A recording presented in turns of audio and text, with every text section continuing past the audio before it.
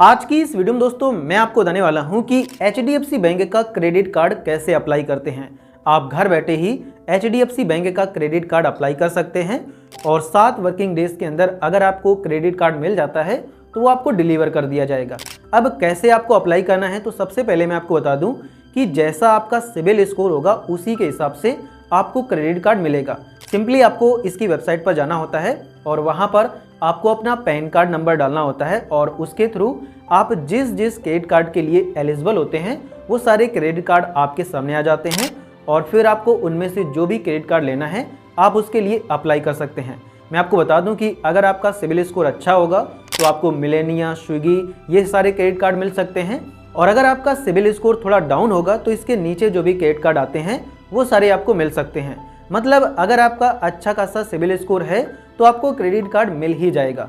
तो अब चलिए इसमें कैसे क्रेडिट कार्ड अप्लाई करते हैं इसका पूरा प्रोसेस देख लेते हैं। तो HDFC बैंक का क्रेडिट कार्ड अप्लाई करने के लिए जो आप ये वीडियो देख रहे हैं आपको इसके टाइटल पर क्लिक करना है।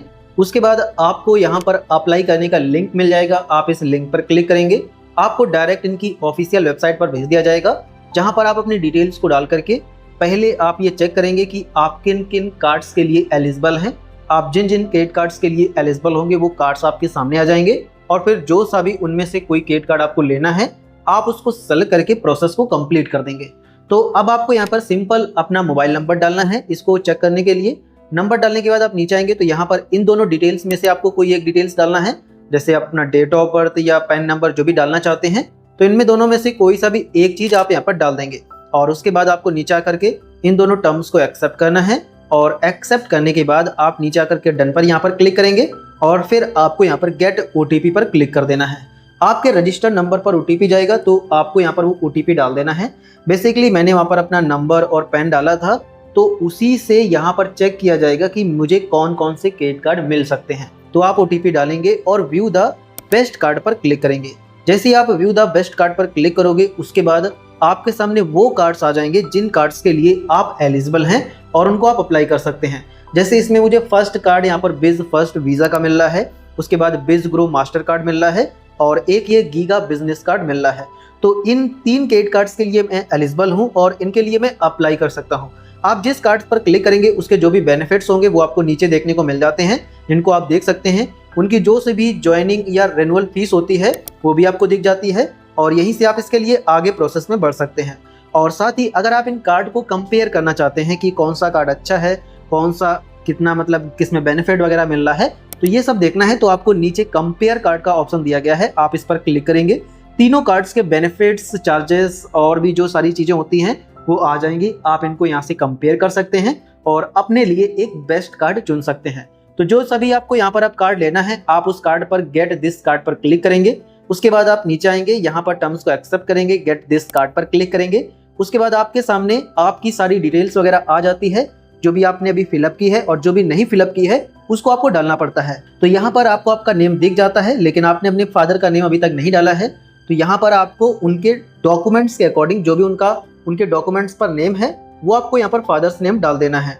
उसके बाद आपको नीचे आपका नेम दिख जाता है। साथ ही और भी जब आप नीचे आएंगे तो यहाँ पर आपको आपका पैन नंबर दिख जाता है और यहाँ पर आपको अपना ईमेल एड्रेस डालना पड़ता है।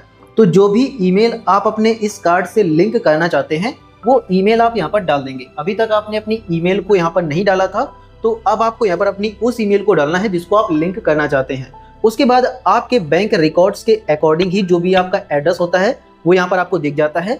बेसिकली मैं आपको क्लियर बता दूं कि मेरा HDFC बैंक में खाता ऑलरेडी ओपन है तो उसके पास मेरा बैंक रिकॉर्ड और बाकी की इंफॉर्मेशन है। लेकिन अगर आपका खाता ओपन नहीं है तो आपकी इंफॉर्मेशन होगी नहीं, तो उस केस में जो भी आपके आधार पर एड्रेस पड़ा होगा वही एड्रेस आपको यहाँ पर दिख जाएगा। तो बेसिकली यहाँ पर जो भी मेरा बैंक रिकॉर्ड्स में उनके पास एड्रेस है वो आ रहा है। और अब यहाँ पर ये लोग ये आपसे पूछते हैं कि आप अपने इसी एड्रेस पर इस कार्ड को डिलीवर करवाना चाहते हैं या किसी दूसरे एड्रेस पर।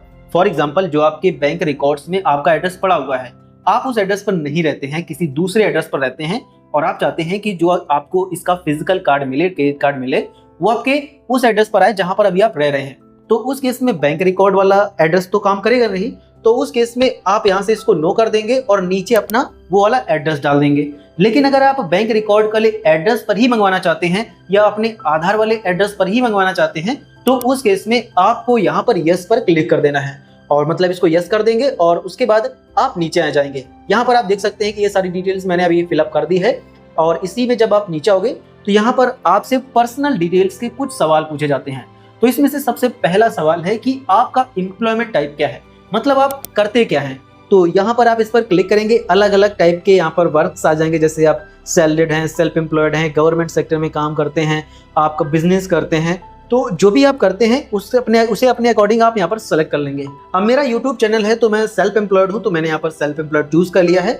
उसके बाद नीचे आकर के आपको अपनी कंपनी या बिजनेस का नेम बताना होता है।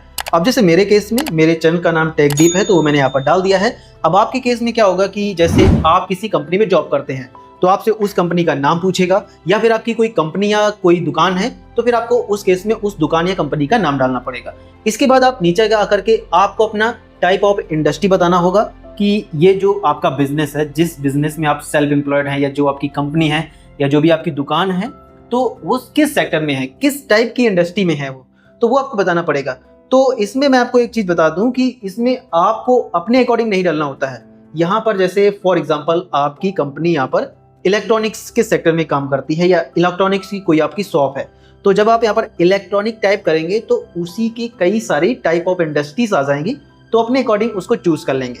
फॉर एग्जांपल फाइनेंस सेक्टर में आप काम करते हैं, तो जब आप फाइनेंस टाइप करोगे तो फाइनेंस की जो भी टाइप ऑफ इंडस्ट्री है वो आ जाएंगी, तो वो आप सेलेक्ट कर लेंगे। तो आपको अपने अकॉर्डिंग नहीं, आप अपना टाइप करेंगे, उसके अकॉर्डिंग कई सारी लिस्ट आ जाएंगी, तो उसको आपको चूज करना होता है। इसके बाद आप नीचे आकर के अपना नेचर ऑफ बिजनेस बताएंगे कि आप बिजनेस किस टाइप का करते हैं। तो आपको यहाँ पर फिर से वही सिंपल आपको टाइप करना है, उसके अकॉर्डिंग लिस्ट आ जाएगी, चूज करना है।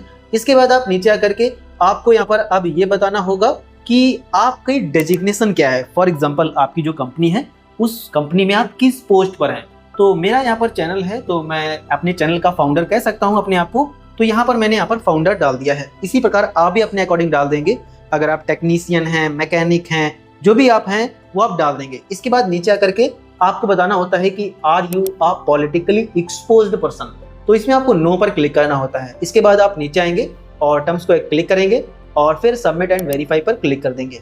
इसके बाद आपको अपना प्रूफ ऑफ डॉक्यूमेंट अपलोड करना पड़ता है, तो इसमें आप अपना सिर्फ पैन कार्ड अपलोड कर सकते हैं। तो आप यहाँ पर प्लस के आइकॉन पर क्लिक करके उसको अपलोड करेंगे। यहाँ पर बताया भी जाता है कि आपको उसको पीडीएफ, जेपीजी या पीएनजी में अपलोड करना है, और साथ ही उसका साइज मैक्सिमम 2 MB होना चाहिए, इससे ज्यादा नहीं होना चाहिए। तो आप प्लस के आइकॉन पर क्लिक करेंगे, यहाँ से आप अपना पैन कार्ड सेलेक्ट करेंगे, अपनी फोटोज या वीडियो से या कैमरा से, जहाँ से भी आप करना है, फोटो खींचना है तो फोटो खींच सकते हैं। और यहाँ से जैसे मेरे गैलरी में है तो मैंने यहाँ पर अपनी ये पीडीएफ को सेलेक्ट कर लिया है। पीडीएफ सेलेक्ट हो जाएगी, इसके बाद आप अपलोड पर क्लिक करेंगे, आपकी पीडीएफ अपलोड हो जाएगी। इसके बाद टर्म्स एंड कंडीशंस को आपको टिक करना है, और टिक करने के बाद आपको सबमिट पर क्लिक कर देना है। उसके बाद आपको अब अपने इस एप्लीकेशन को वेरीफाई करना होता है। सिंपल मैं आपको बता दूं कि आपने अभी ये जो फॉर्म एक तरीके से भरा है क्रेडिट कार्ड अप्लाई करने का, अब आपको इसको सबमिट करने के लिए पहले इसको वेरीफाई करना पड़ेगा। तो वेरीफाई आप 2 प्रकार से कर सकते हैं। बेसिकली जैसे मेरा अकाउंट है, तो मेरे अकाउंट का मेरे पास डेबिट मतलब एटीएम कार्ड है, साथ ही नेट बैंकिंग भी चालू है, तो मैं तो अपने केस में इन दोनों से भी कर सकता हूं। लेकिन अगर आपका बैंक अकाउंट नहीं होगा तो उस केस में आप आधार से कर पाएंगे, जो आधार ओटीपी होता है उसके थ्रू आप वेरीफाई करेंगे। तो मैं यही आपको प्रोसेस बताने वाला हूँ।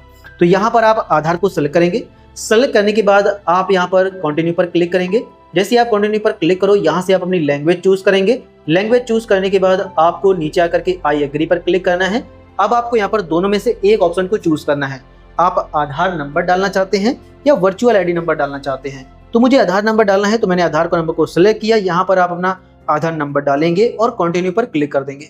जैसे आप कंटिन्यू पर क्लिक करोगे, आपके आधार रजिस्टर्ड नंबर पर ओटीपी जाएगा, तो आपको ओटीपी डालना है, टर्म्स को एक्सेप्ट करना है और कंटिन्यू पर क्लिक कर देना है। और जैसे ही आप कंटिन्यू पर क्लिक करोगे तो आपका ये जो एप्लीकेशन फॉर्म है ये सबमिट हो जाएगा।